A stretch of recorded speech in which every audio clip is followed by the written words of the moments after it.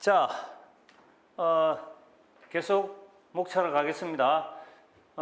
여기까지 했죠. 이제 요거 설명했고, 사이버전. 자, 요번에 시험 문제 나왔죠. 전에 대해서 나온 게 아니고, 사이버 공격에 대한 그 방어를 하는 기구가 어떤 것이냐, 아닌 것은 이렇게 나오는데, 우리 군에는 뭐다? 사이버 전쟁을 하죠. 그 다음 사회는 테러가 있고, 그 다음에 범죄가 있죠, 범죄. 테러는 뭡니까? 우리 컴퓨터 다 망가뜨려 버리는 거예요. 그런 거고, 아예 기능을 발휘 못하게 만드는 거고, 범죄는 돈 훔쳐가든지 서류를 훔쳐가든지 이런 거 있죠. 그 다음 나머지는 전쟁이야, 전쟁. 이 사이버 전쟁. 사이버 전쟁은 누가 한다? 군인들이 한다. 어디? 사이버 작전 사령부라는 군에서 한다. 그래서 사실은 사이버는 우리 한국에서는 정보에서 넣어놨지만은 미국 같은 경우는 정보기구에 안 넣어놨어요. 사이버전 사령부. 미국은 하나의 통합군 사령부예요. 통합군 사령부. 사이버 사령부가 엄청나죠. 국방부 장관 밑에서. 근데 우리는 국방부 장관 밑에 있지만은 규모가 너무 빈약하지. 그 다음에 경제산업정보활동. 이것도 우리 국정원이 주로 많이 하죠. 산업 스파이들. 최근에도 많이 나왔잖아요. 우리 전자계통에서 그 기술자들이 중국으로 회사를 팔아먹은, 회사를 설립해가지고 우리 그 기밀들을 가지고 가서 회사를 설립해가 중국한테 팔아먹어버리는 거야. 그런 거를 이제 우리 국가정보기구에서 찾아내야 된다. 막아야 되고. 그 다음에, 우리는 국가정보기구를 하면 하나 국가정보원밖에 없죠. 그죠? 그 다음에 나머지는 이제 꼭 그렇게 국가기구라고 하기도 그렇고, 그런데 외국에는 뭐야? 미국에는 기본적으로 DNI라는 거, ODNI. DNI가 이제 이 책임자인데 국가정보국장이라고 이 사람이 있는 이 사무실은 요거 하나하고 그 다음에 CIA가 있고 그 다음에 FBI가 있고 이래가지고 몇 개냐면은 각 군까지 해가지고 18개 기구가 있어. 우리는 손가락으로 꼽을 수가 있어. 우리는 국가정보원, 국방정보본부, 그 다음에 777, 그 다음에 777은 국방정보본부 미치고, 그 다음에 방첩사령부, 그 다음에 사이버작전사령부, 그 다음에 통일부의 정세분석, 외교부의 기획부서 하나. 땡, 없다. 여기는 미국은 18개.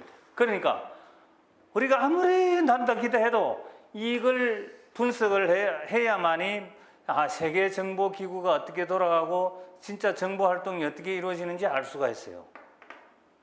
이번에 우크라이나를 누가 침공했다? 러시아가 침공했죠. 그러니까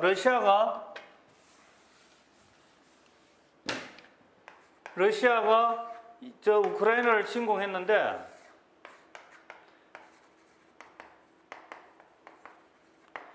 요 침공하기 위해서 우크라이나에 대한 정보 분석을 누가 했느냐?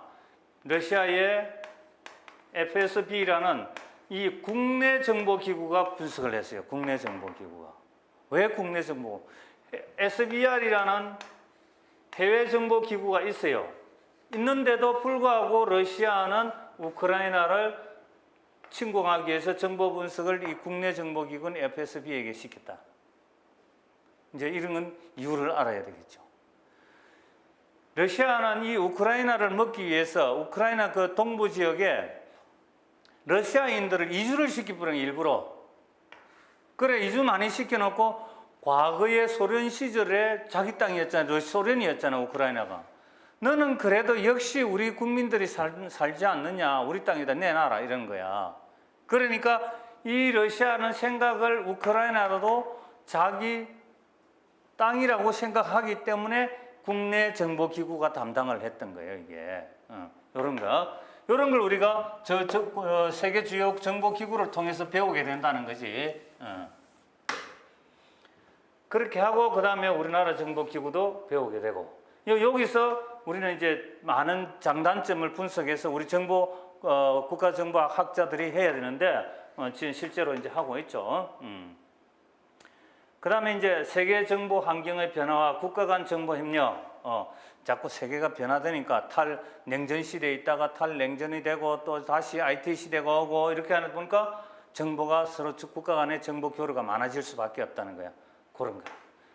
그렇게 정보기구들이 활동을 하는데 이놈의 정보기구들이 말을 잘 안 듣는단 말이야. 어떻게? 우리 몇 년 전에 그 댓글 사건 있었죠? 그 정보기구가 했잖아.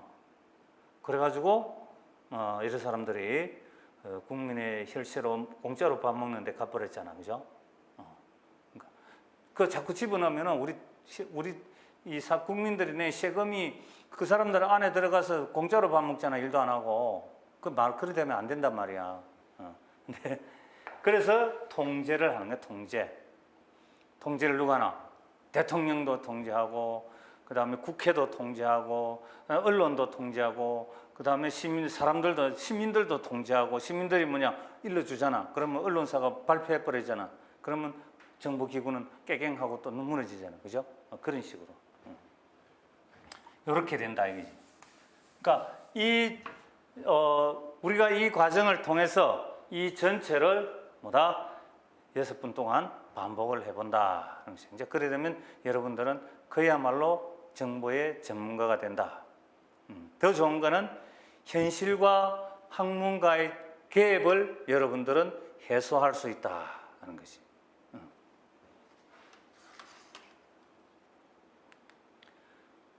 지금 여기 보면 13가지가 나와 있죠. 국가보안법 이번에 시험에 나와서 한 문제가 나왔지. 그러니까 이 시험에 이제 주로 많이 나오는 분야가 법에서는 이 부분이지.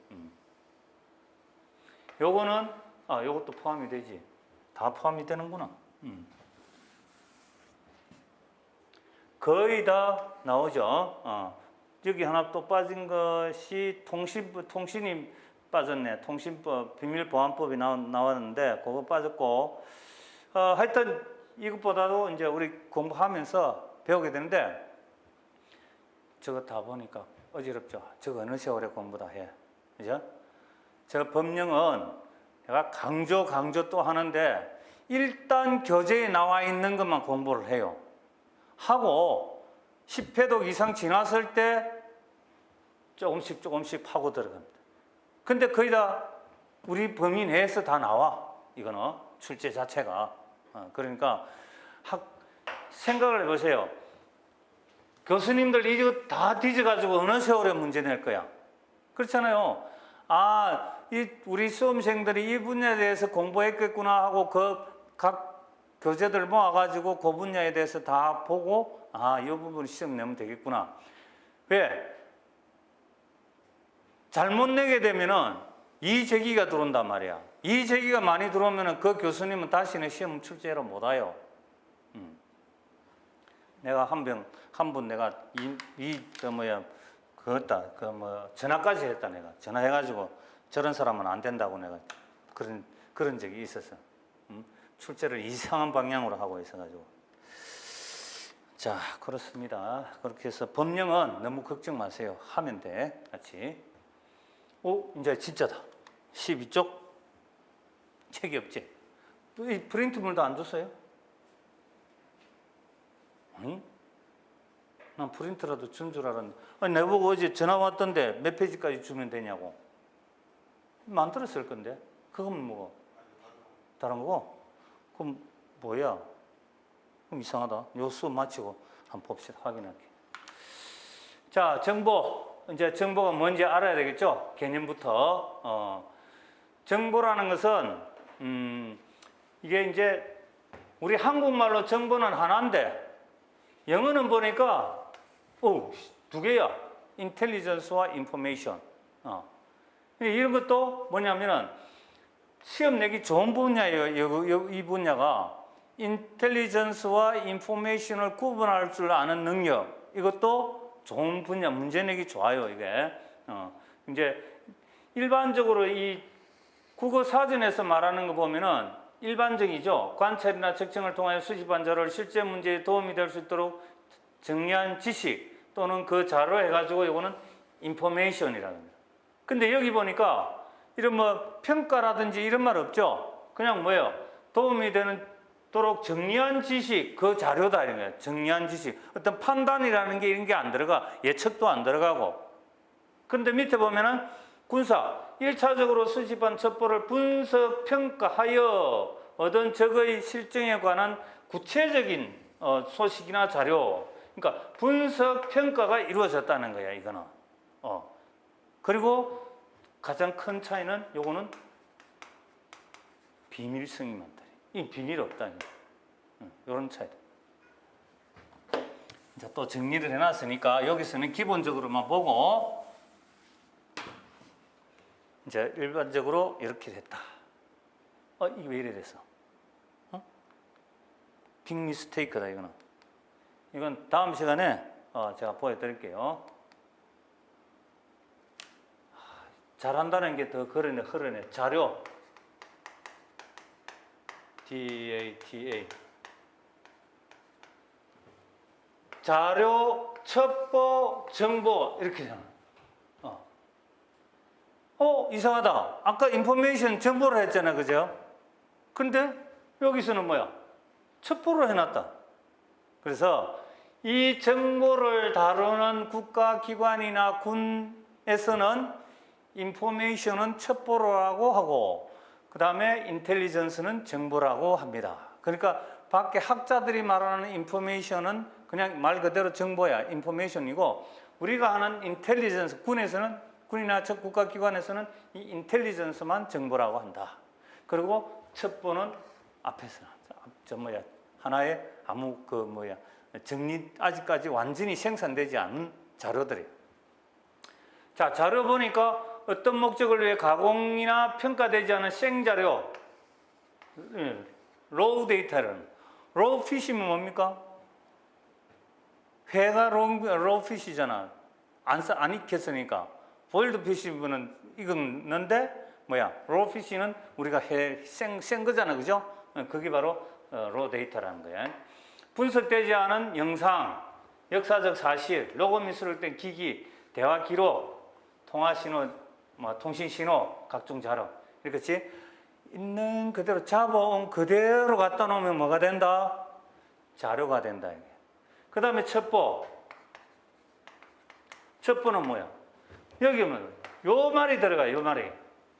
그리고 이 말이 들어가. 어떤 특정한 목적을 가지고 의도적으로 수집된 사실 또는 자료. 그러니까 요게 뭐야? 1차 가공. 자, 아까 누구 이야기했잖아. 내가 777 하겠지? 그거 적고 있어. 적고 있어. 갖고 왔는데 보니까 뭐야? 러시아어잖아. 러시아인데 분석관이 러시아 알아? 모르잖아요. 그럼 어떻게 해야 돼? 1차 가공을 해야 되잖아. 뭘 해야 돼? 번역을 해야 되잖아. 이게 바로 번역하게 되면은 필요한 부분, 필요한 어떤 이 목적과 의도에 맞는 부분을 번역을 하게 되면 그 자료가 뭐냐면 첩보가 되는 거야. 이러한 첩보들을 여러 개 모으면은 이제 어디로 가느냐 하면은 이렇게 내려간다. 정보로. 이제 분석을 하게 된대. 그러면 이 정보로 가는 거예요. 그래서 보면은 신문기사는 왜? 다 정리를 했잖아. 다시 편집 부장들 검열도 받고, 그죠? 편집. 그러니까 이것도 뭐 서적도 다 정리된 거란 말이에요. 1차적으로. 방송 뉴스도 가짜 뉴스는 안 되겠죠. 그러니까 정상적인 뉴스를 이야기하는 거예요. 학술지, 잡지, 번역, 판도, 해독된 자료, 이 모든 것들을 첩보라고 이야기한다. 요것들을 모아가지고 하나로 다시 만든 게 뭐야? 수집하였거나 1차 가공한 첩보를 분류, 기록, 평가, 분석, 종합, 해석하여 정책적 목적에 맞게 생산한 산물, 아까 프로덕트라 그랬죠? 요 놈을 갖다가 정보 또는 지식이라는 지식이라. 요 산물, 정보 다 같은 말이죠. 이 세 개가 이렇게 분석한다.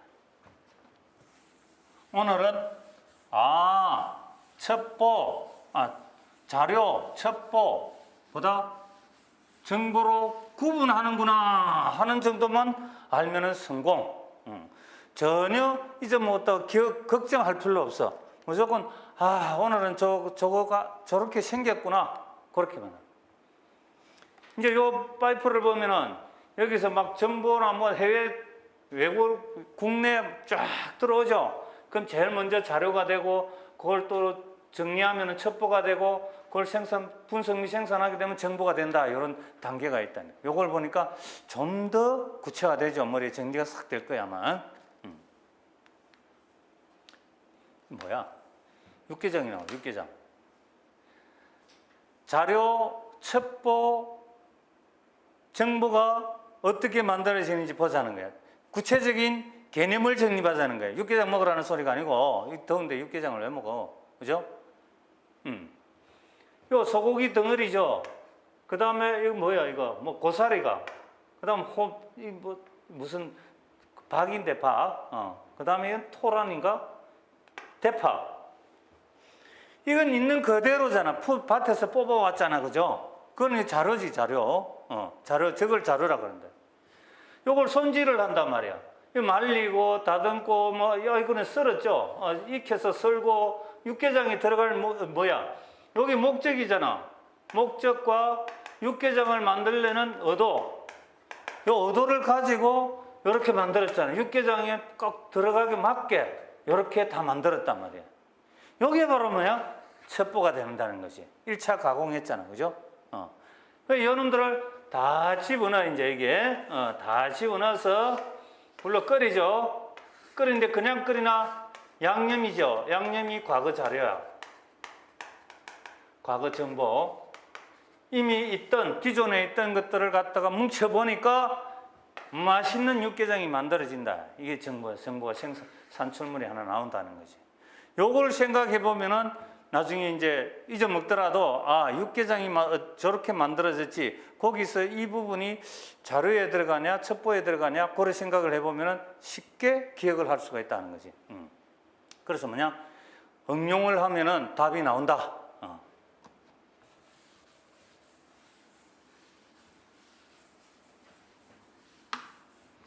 벌써 자료하고 뭐 구분 다 돼버렸으니까 이제 더 이상 공부할 것도 없겠다. 그죠?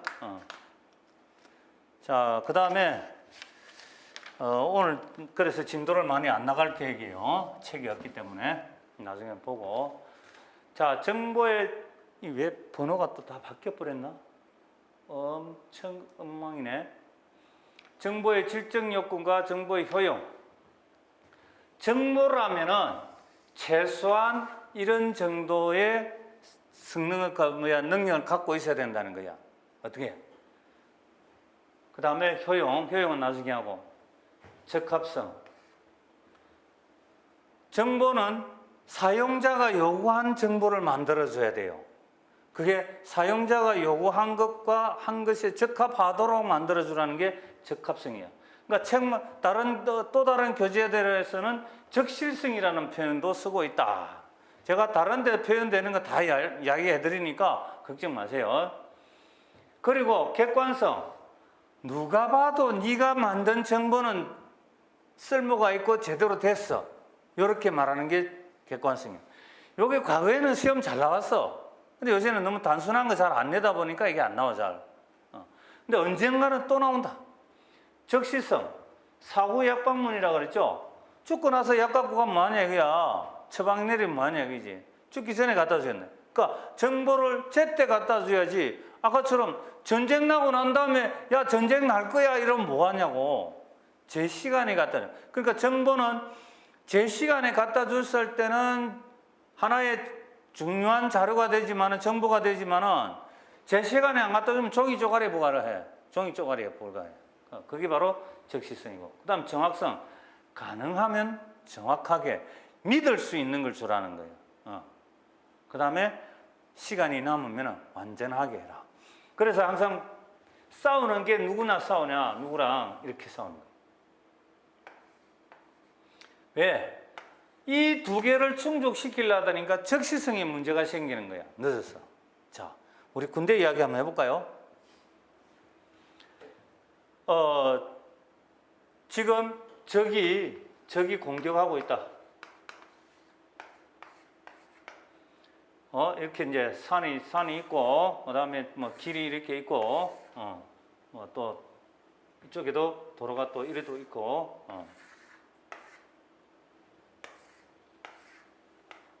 적이 이쪽으로 오고 있어. 자, 적이 올 수 있는 길은 어디예요? 이쪽으로도 올 수 있고, 이쪽으로도 올 수 있고, 이쪽으로 올 수 있죠. 근데 지휘관은 무슨 생각하고 있겠어요? 정보장교, 보고해. 이렇게 하잖아요. 보고해 하면은, 우선 적은 이쪽으로 올 가능성이 매우 높습니다. 라고 했죠. 그러면 뭐야? 작전은 이쪽에다가 방어 진치를 구축하겠죠. 근데 이거 이야기 안 하고 앉아가지고 정보장교가 적을 분석해 보니까요, 뭐 이렇고 저렇습니다. 그러니까 어디로 오냐고 이렇게 또 물어봐. 제 시간에 필요한 답을 해줘야 되는 거야. 그러니까 정보장교는 완전하게 해주려고 막 처음부터 설명을 이렇게 하는 거야. 그거 까땜이에요. 군대에서는 순간이기 때문에 이 적시성이 중요하다. 그리고 지휘관이 어디 간다 이거지. 회의를 간다 이거지. 오늘 그 정보 자료를 갖고 가야만이 회의장에 가서 발표를 할 수가 있어. 근데 이 정보 부서장이 내 출발 시간이 다 됐음에도 불구하고 자료를 안 가지고 온단 말이야. 이건 뭐야? 왜? 멋있게 잘 만들어서 완전하게 만들어 가려고. 적시성을 놓쳐버렸는데 그 무슨 의미가 있어? 지휘관은 벌써 떠나버렸는데. 굉장히 중요한 부분이다. 그래서 우리 로엔탈 씨 같은 경우는 이 정확성이나 완전성에 대해서는 별로 관심이 없어요. 차라리 여기에다가 간결성, 아주 간단하게 해라 이렇게. 그리고 명료성, 이게 진짜인지 아니면 애매한지 모르는지 그걸 분명히 표시하라. 명료성이라는 게 그런 게 들어가는. 그러니까 요거는 우리 학자들이 어떻게 이렇게 정리를 해놨더라. 그 다음에 형식의 효용은 쓸모가 있느냐 없느냐, 어떻게 쓸모가 있느냐 그런 거죠. 어떻게 해야 가장 잘 사용할 수 있겠는가. 형식. 나는 이렇게 길게 글 쓰는 걸 싫어해. 그런데 정보장교가 계속 보고서를 소설책 쓰는 것을 좀 갖고 와. 안 본다. 일목요연하게 짝짝짝 박스로 만들어가지고 이렇게 가져오면 봐. 그러면 한눈에 딱 보고 그래 알았어 하고 탁 준다. 이게 바로 형식이야. 그리고 어떤 사람은 잘 몰라 이 사안에 대해서. 그러면요 PPT로 만들어가지고 딱 앉혀놓고 브리핑을 해요. 이렇게 브리핑 형식으로 할 수도 있다는 거예요. 이렇게 바로 사용자의 구미에 맞게 해주는 게 형식의 효용. 시간 효용 똑같아. 적시성하고. 그 다음에 접근 효용. 제 아무리 좋은 정보를 갖고 있으면 뭐 하나 내가 가서 볼 수가 없는데. 그러니까 우리가 있잖아요. 과거에는 지금 이제 몰라 일반 그 정부 부처에는 어떻게 비밀을 관리하는지. 과거는 우리는 비밀 합동 보관소라는 게 따로 있었어. 봤어요? 안 봤지? 그 시대도 아니야. 한창 전 시대야. 어떤 공간에다가 비밀 합동 보관소 해가지고 딱 붙여놓고 3중으로 잠궈. 제일 밖에 문 하나 있고 안에 들어가면 또 문이 하나 있고 그 다음 또 캐비넷 속에 또 문 열어야 돼. 세 번 열어야 들어가는데 비밀 한번 보려면은 접근성이 엄청 떨어지죠. 근데 지금은 어떠냐? 다 사무실마다 뭐가 있냐면 비밀 금고가 있어. 비밀 금고. 그거는 한 10명이 들 수 있나? 10명도 채 못 들 거야 아마. 그죠? 무겁지? 봤지? 그래서 그거는 다이얼도 열어야 되고 버튼도 눌러야 되고 키도 열어야 그것도 3개로 열어야 돼. 그래서 바로 사무실에서 그건 열어서 볼 수가 있어요. 비밀 바로 필요한 걸 꺼낼 수가 있어요. 그러니까 얼마나 비밀을 잘 관리할까, 접근하기 쉽게 관리하느냐 이런 것도 이제. 그리고 이런 것도 또 다른 의미도 있어요. 뭐 이렇게 비밀 등급을 낮춰준다. 뭐 높이면 못 보잖아. 낮춰준다 이런 것. 통제형은 비밀을 필요한 사람에게 가야 되는데 개나 소나 다 보게 막 비밀을 뿌리잖아. 그건 뭐야? 비밀이 누설돼 버리는 거야, 이건. 비밀은 불필요한 사람들이 못 보게 하기 위해서 만들어 놓은 게 비밀인데 통제를 제대로 안 하면은 그래야 되죠. 그러니까 통제도 또 너무 통제를 심하게 하면은 볼 사람이 또 못 본단 말이야. 그래서 효용성 있게 통제를 해야 된다. 그리고 우리가 이제 부대 보면은 뭐 작전사령부, 그다음에 사단, 그다음에 여단, 대대, 소대, 중대 이래 나오잖아요. 그러면 이 또 여러 가지 격차가 있는데 이 부대에 똑같은 비밀을 다 줄 것이냐는 거야. 자, 내가 이 비밀을 생산했는데 중대부터 여단, 사단까지 다 이것 비밀을 다 줄 거냐는 거야. 중대는 뭐야? 대위잖아. 그 위엔 중령. 그러니까 여기까지는 안 간다, 잘. 안 보내줘. 가다가 등급을 낮춰가지고 상급 비밀로 필요한 부분만 발췌해가지고 상급 비밀로 만들어가지고 밑에 부대는 보내줄 수가 있어요. 그게 바로 통제를 아주 효율적으로 하는 것이 통제의 효용이에요. 이게 바로. 그 다음에 소유 효용, 다다익선. 많이 있으면 많을수록 좋다. 정보는 많을수록 좋다. 대신에 이제 정리가 되어 있어야 되겠죠. 내가 뽑아 먹을 때 키워드만 쳐 탁 나올 수 있도록 정리가 돼야 됩니다. 그러니까 많으면 많을수록 좋다는 게 소유 효용이다. 이게 왜 이 번호가 틀렸을까? 자, 국가정보란 많죠. 정보를 정의한 사람들은 학자들이라 정보가 국가정보라는 것은 이런 것이다 하고 근데 뭐라고 했는지 하나도 없죠. 이건 지금은 뭐다? 사람 이름만 봐도 성공이다. 기초과정이기 때문에 굳이 이 사람들이 한 말을 안 해도 돼요. 여러분들이 나중에 기본과정 되면은 이 사람들이 한 말을 정의 내린 내용을 핵심적인 단어만 기억할 수 있도록 제가 탁탁 찍어줄 겁니다. 그러면은 문제가 없어요. 이번에도 사람 이름이 나왔어요. 학자 이름이 나온 문제가 있어요. 나중에 나오겠지만은. 그래서 많이 나오는 게 슐스키, 리처슨, 로엔탈, 셔먼 켄트 같은 경우는 우리 국가정보학의 대부예요. 미국의 CIA 출신인데 국가정보학의 대부예요. 미국에는 아이비리그 알죠? 아이비리그. 동부 지역에 있는 유명 대학들 있잖아. 동부 지역에 미국 동부 지역의 유명 대학들이 아이비리그인데 그쪽 출신이고 역사학자예요, 저 사람. 근데 CIA 이전에 OSS라는 데가 2차 세계대전 당시에 그때 근무한 사람이에요. 이 사람을 국가정보학의 대부라 그래요, 미국에서는. 그래서 켄트 인텔리전스 스쿨이라는 것도 있어요, CIA에. 그 정도로 요분도 마찬가지고.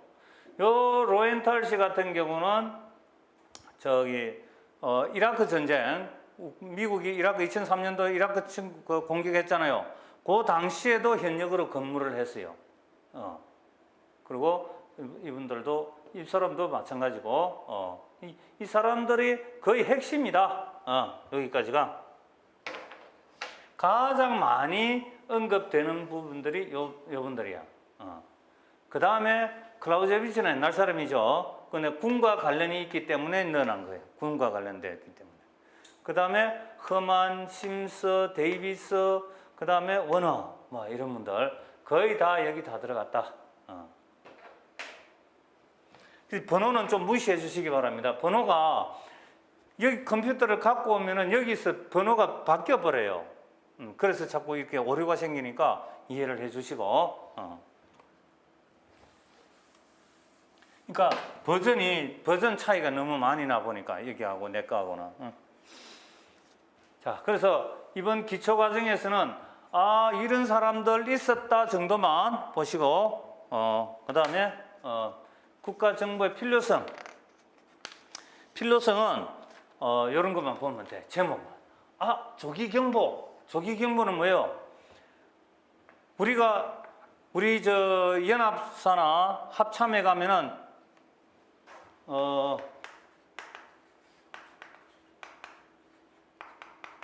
징후경보실이라는 데가 있어요. 거기 보면은 벽 전체가 쫙 스크린으로 되어 있어, 스크린. 그래서 적의 북한군의 활동을 전부 다 나열해놨어. 이만한 것까지 다 리스트로 만들어놨어요. 그래서 그 리스트에 빨간불이 들어오고 빨간불, 녹색불, 노란불 뭐 이런 게 들어와. 그런 것들을 이제 모아가지고 확률을 내는 거야. 몇 개 중에 몇 개가 지금 빨간불이 들어왔다. 그러면은 뭐다? 요거는 72시간 내에 북한군이 우리를 침공하겠구나. 이렇게 판단해. 그 다음에 더 많다. 그러면은 요거는 24시간이야. 48시간이야. 12시간 내에 올 것 같아. 이렇게. 그렇게 판단하는 게 바로 뭐냐면은 알려주는 게 조기 경보라는 거야. 미리 알려준다. 그죠? 그거 안 알려주면 우리 6.25 때 어떻게 됐어? CIA가 그걸 알았는지 안 알았는지 말을 안 해줘요. 근데 알았다는 학자도 있고 몰랐다는 학자도 있고. 근데 우리 전방에 있는 병사들은 알았어요. 지금 오고 있다는 걸. 근데 전략적인 이 조기 경보가 안 된 거야. 그 다음에 국가정박을 하는 이유는 또 국가안보 이익. 이 국가안보와 이익이 없으면 그 전략정보, 국가정보는 필요가 없어요. 국가안보, 국가이익. 여기에 뭐가 된다? 기초자료가 된다.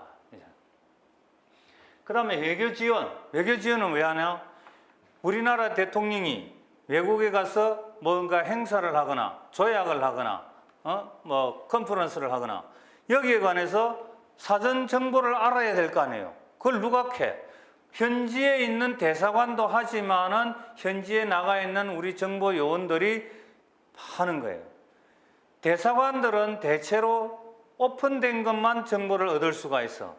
그러나 우리 정보 요원들은 뭐다? 거기 정보 요원들과 함께 접촉을 통해 가지고 아니면은 정보 요원 그 협상에 들어가는 그 상대국의 누굽니까? 그 대사 아니 고위급 있잖아요. 고위급 인사들을 전날 저녁에 가서 술을 먹여 가지고 정보를 빼내는 거야. 술 안 먹이고 돈 좋아하는 사람은 돈을 줘서라도 매수를 해갖고 네 오늘 내일 그 협상할 때 가격 얼마로 치는지 좀 알려줘. 우리나라 우리 대통령이 지금 이런 거 하려는데 너 대통령이 생각하고 있는 거 좀 알려줘. 그래 맞장구 딱 치게 만들어 버리는 거야. 그게 바로 외교 지원이에요. 알면 안 되죠. 아까 비밀 공작 나왔죠? 바로 그런 거야 이게. 그 다음에 국가 발전에 도움이 된다. 그 다음에 통치수단. 통치수단. 국가정보기구는 통치수단이도 될 수 있고 또 정책 집행수단이도 될 수가 있어요. 그런 거. 그건 나중에 이제 우리 기본 과정에 있어. 그 다음 국가정보의 특징. 비밀. 비밀이 제일 중요하죠. 국가정보는 비밀 노출되면 끝장나는 거야. 나라도 이렇게 망신당하고. 한목적성. 저걸 가지고 말이 많아. 한목적성. 모든 행동이 목적에 맞아야 된다는. 그럼 목적에 맞아야 되면 그 비윤리적이고 비합법적이고 폭력적인 행위를 했더라도 저 목적에 맞춰야 되느냐 하는 거야. 그거 가지고 이제 항상 우리 국가정보학을 하는 사람들끼리 싸움이 되는 거야. 아니야. 한목적성이라 하더라도 합법적으로 해야 돼. 비윤리, 비도덕적이라 안 돼. 라고 나는 학자가 있는 반면에 아니야. 우선 살고 봐야 되지 않겠어? 뭐 가다가 좀 뭐 몇 명 죽는 거는 그 신경 쓸 거 없어. 그냥 일단 목적만 달성해. 이렇게 말하는 사람도 있대. 그러나 결국은 기본 바탕은 합법적인 가운데서 우리 목적을 달성하는 것이 좋다라고 이야기하는 수가 있어요. 전방위적 성격. 앞전자가 아닙니다. 전전자예요. 정치, 경제, 군사, 사회, 과학기술, 사이버 모든 분야를 다 망라해서 하는 게 국가정보라 하는 거죠. 그래서 이런 전방위적 성격을 갖는다. 여기다가 하나 더 쓰면은 다음 중 국가정보의 특징이 아닌 것은 이렇게 문제를 만들 수 있겠죠. 그렇게 만드는 거예요.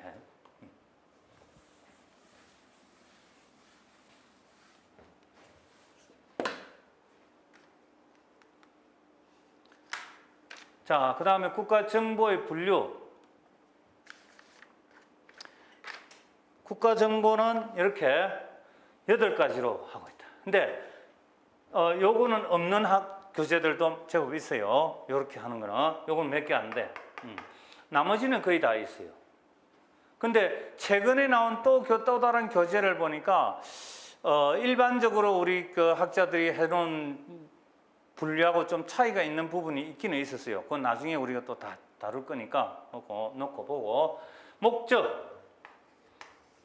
목적, 그 다음에 정책정보, 안보정보, 정책에 쓸 것이냐, 우리 국가 안보를 위해 쓸 것이냐, 이렇게 분류를 하는 게 사용 목적에 따른 분류고, 사용 주체. 여기 보면은 여기는 사용사 수준이 있고 여기는 사용 수준이 있죠. 여기 이제 아까 말했던 켄트 씨 있죠. 아까 나온 학자. 켄트 씨가 요걸 만들어 놨어. 켄트 씨가 요것도 만들고 요것도 만들고 두 개를 만들어 놨어. 이거는 이제 사실 업무 분야, 업무 수행상 어느 수준에서 정보를 사용하느냐, 그 부분을 이야기하는 게 요 사용 수준이고, 여기는 뭐냐면은 사용 주체가 국가정보냐, 구문정보냐. 자, 국가정보는 누구다? 국가정보원이라고 생각하시면 되고, 구문정보는 정보기구는 누구다? 각 장관실에 있는 담당 부서 있죠? 거기로 보시면 돼요. 국가정보기구는 우리나라는 하나밖에 없어. 미국은 많이 있어요. 근데 우리는 하나밖에 없으니 그 국가정보고, 그 다음에 요거는 사용자 수준이에요. 사용자 수준. 그러니까 대통령이 쓰느냐, 대통령 정부기관에서 최고 정부 지도자들이 쓰면은 국가정보고, 장관들이 쓰면은 구문정보다, 이렇게 보시면 되겠지. 이건 뭐 나중에 가면은 뭐 신경 안 써도 알게 돼요. 뭐 귀찮게 또 똑같은 소리 하냐 이런 말 나올 거야. 근데 이제 다음에 나오는 게 분석 형태에 따라 가지고 이렇게 분석 형태인데 참 재미있어요. 분석 형태와 시계열적이래. 어떤 시계열적인 그 분류라고 해놓고 어떤 애는 분석 형태에 따른 분류라고 이렇게 해놨단 말이에요. 여러분들이 보시면 어떻게 돼요? 두 개 다를 안 배워놓으면은 한 가지로 나오면 헷갈리겠죠? 이건 뭐야? 처음 보는 소리인데? 이런. 그래서 아예 내가 이렇게 나옵니다. 자, 기본 정보는 과거, 현용 정보는 현재, 판단 정보는 미래. 요래 놓고 보니까 시계열적이 맞죠, 그죠? 시간의 흐름에 따라서는. 그러니까 분석 형태는 요거는 과거 자료, 요거는 현재 자료, 요거는 미래를 위한 판단 자료. 그러니까 형태가 또 틀리죠, 이게. 그러다 보니까 이렇게 되는 거예요. 요거는 변함이 없고 별로. 요거는 막 변하는 거야. 이게 움직임이 이게 되는 거야. 그리고 이걸 미래를 생각해 보면 판단이 돼 버리는 거예요. 이게 흘러가는 거예요, 이게. 이거는 이제 뭐냐면은 우리나라 땅은 몇 평이다. 인구는 몇 명이다. 이게 딱 고정돼 있잖아요, 거의. 그런 게 이 기본 정보라는 거예요. 근데 최근에 들어서 인구가 몇 명이 늘어났다. 그럼 이 현용 정보가 되겠네. 늘어났다는 말은. 자, 그 다음 대상 지역은 국내냐, 해외냐. 이건 쉽죠? 쉽다. 그 다음 수집 방법, 출처. 사람이 가지고 온 거냐, 집어 왔느냐, 사람 입에서 나왔느냐. 요건 인간 정보야. 사람이 직접 하는 거는. 근데 요거는 항공기로 사진 촬영했느냐, 사진으로 촬영해서 갖고 온 영상이냐, 아니면은 들은 감청한 내용이냐, 그 다음에 전자파를 탐지했느냐? 이런 것들은 다 기술 정보라는 거예요. 감청하고. 그 다음 공개 출처 정보는 바로 뭐다? 언론에 나온 거. 그죠? 이런 거 다 오픈된 거. 공개. 그 다음에 정보 요소. 요소에 따라서는 이렇게 정치, 경제, 뭐 군사, 사회, 과학, 기술, 재정, 뭐 의학 상태. 요것도 학자들에 따라서 차이가 좀 있어요. 근데 요거는 기본적으로 나는 이제 리첼슨 씨를 기준으로 해놨어요. 그 다음에 정보 수준. 정보 수준이다, 이거는. 사용자 수준이 아니고 정보 수준. 자, 요거는 이제 국가 정보 입장에서 나온 게 전략 정보, 전술 정보고, 우리 군 입장에서 나오는 거는 전략 정보, 작전 정보, 전술 정보예요. 그래서 지금 여기서 말하는 거는 국가 정보학에서는 전략 정보와 전술 정보로 구분하고, 우리 군대에서 말하는 국가 정보는 전략 정보, 작전 정보, 전술 정보라고 해요. 그 전에는 내가 중위 시절, 대위 시절에는 우리 군에서도 이렇게 썼어. 그런데 군에서 뭐가 생겼냐면은 본래는 이제 전략, 국방부 입장에서는 전략이잖아요. 국가 차원에서는. 그 다음에 전술. 이 두 가지밖에 없어서 전략 정보와 전투 정보 이렇게 해서 실제 부대에서 쓰는 거는 전투 정보고, 위에서 전략적으로 정책적으로 하는 거는 전략 정보로 했어요. 그러니까 전투 부대에서 쓰는 건 전투 정보라 했어요. 그런데 이게 나온 게 이제 전략, 전술, 우리 작전 형태, 군에서 작전 형태가 전략, 전술밖에 없었어.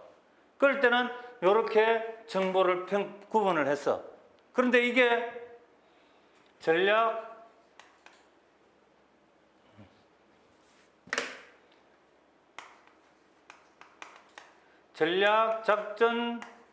작전술, 그 다음에 전술, 이렇게 오다가 세 가지로 구분이 돼버렸어요. 이게 하나 더 생겨버렸어. Operational Art라 해가지고 작전술을 해서. 뭐냐면은,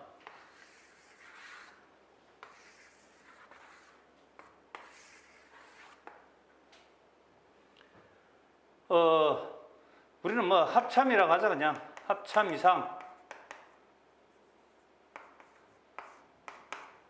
미국은 우리나라도 전술지역으로 봐요. 전술로 봐요. 그럼 우리가 너무 슬프잖아. 우리 큰 땅인데, 그리고 나라 국가인데. 미국은 우리 이것도 전술로 봐. 합참 이상을 보고, 이거는 군사령부하고, 우리 지금 뭐 있어요? 지상작전사령부죠. 지작사. 지작사도 사실은 이 미국의 입장에서 볼 때는 전술이야. 그러나 우리는 그래도 작전 좀 전략적으로 가자. 전략적으로 치우쳤다. 그 다음에 작전술. 요거는 뭐냐면은 군단 거. 그 다음에 군단은 이게 다 양쪽 다 걸려요. 군단은 여기 양쪽 다 군단. 그 다음에 사단 이하. 군단은 작전술, 하여튼 작전술이야. 지작사는 애매하게 걸려. 요렇게 해가지고 여기서 필요한 정보가 뭐냐? 전략 정보, 그 다음에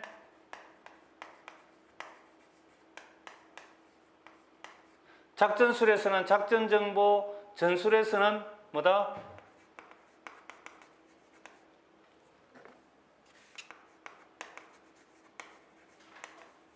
이렇게.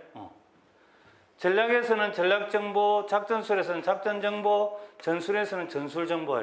그러니까 전투 정보가 어떻게 이렇게 양분돼 버렸다는 거예요.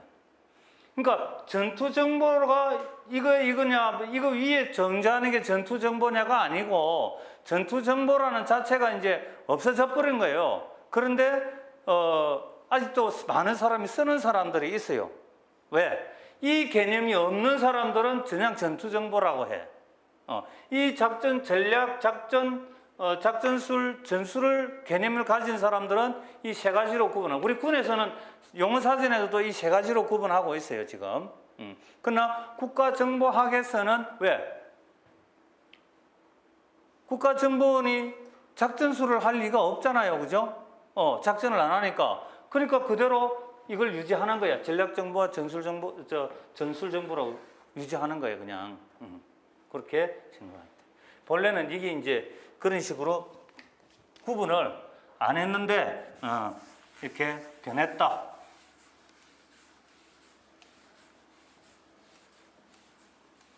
참 어려운 게 우리가, 훈련을 하다가도 그래요.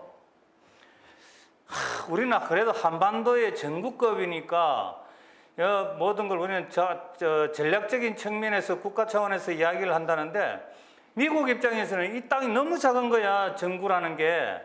그러니까 얘들은 전술적인 부대로 취급을 해버려. 우리 합참도 전술 부대로 취급을 해버려. 왜?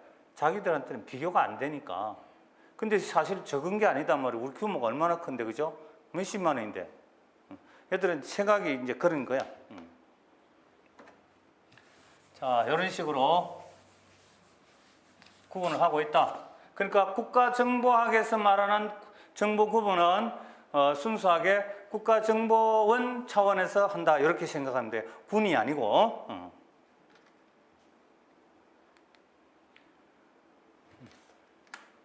자, 그 다음에 국가정보 활동과 국가안보. 활동이란 뭐야? 움직이는 거죠. 정보 활동. 이건 뭐냐? 국가정보 활동이란 정보기관이라고도 하고 정보기구라고도 합니다. 그래서 이건 뭐야? 목적은 이거야. 국가안보와 국가이익을 위해서 하는 활동. 그러니까 3대 활동이라 하면은 정보활동, 정보 방첩활동, 비밀공작이라고 이렇게 3으로도 하는 사람이 있고 4로 하는 사람이 있어요.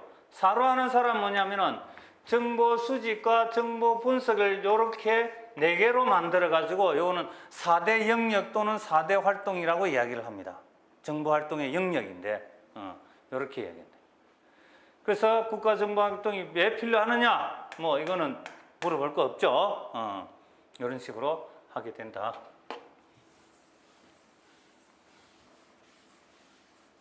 그러니까 여러분들이 놀라지 마세요. 정보활동 영역에 정보활동과 방첩활동 비밀공작으로 한다라고 하면은 요 속에는 요게 두 개가 합쳐졌구나 생각하고 4대로 4자로 물어보면은 요 두 개를 따로따로 해가 4개로 만들면 됩니다. 그러니까 학자들마다 차이가 있기 때문에 여러분들은 그걸 감안해서 공부를 하시라. 자, 쉬었다가 하겠습니다.